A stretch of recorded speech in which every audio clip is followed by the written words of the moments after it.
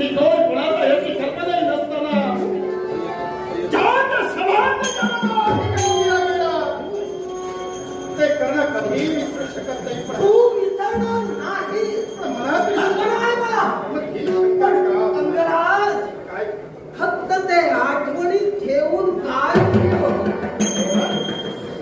ज्या मित्रानं जे तुला यात्रा देत होते, अंगराज मला कल्पना आहे मृत्यूच्या दुःखापेक्षा महाभयंकर असतं ते मानभंगाचं दुःख. आणि तो तुझा मानभंग होत असताना शस्त्र परीक्षणाची ती वेळ आणि त्याच स्पर्धेत साऱ्या तुला सूतपुत्र म्हणून हिणवत होते.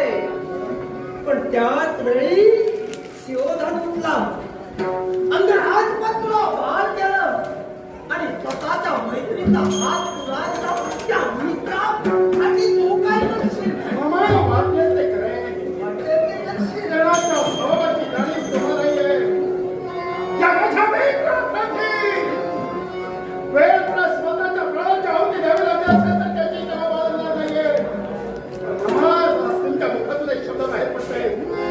त्या मित्र भेटीसाठी मला भागवत झाला असताना नेमक्या या प्रश्नाचा भयवाचा अगदी तुमच्या गर्मी होतोय.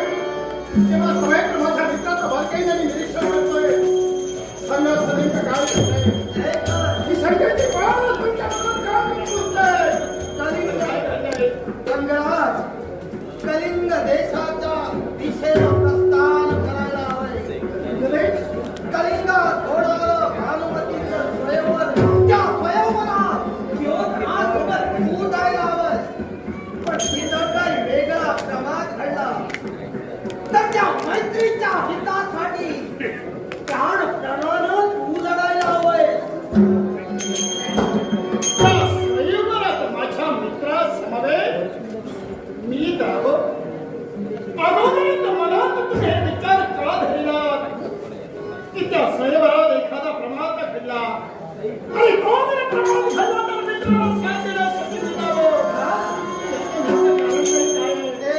कोणतं कारण? अंगराज तुझ्या मित्रानं एकतर्फी प्रेम केलं ते त्या भानुमतीवर मामा आणि त्याच भानुमतीचं स्वयंवर आरंभलं गेलं.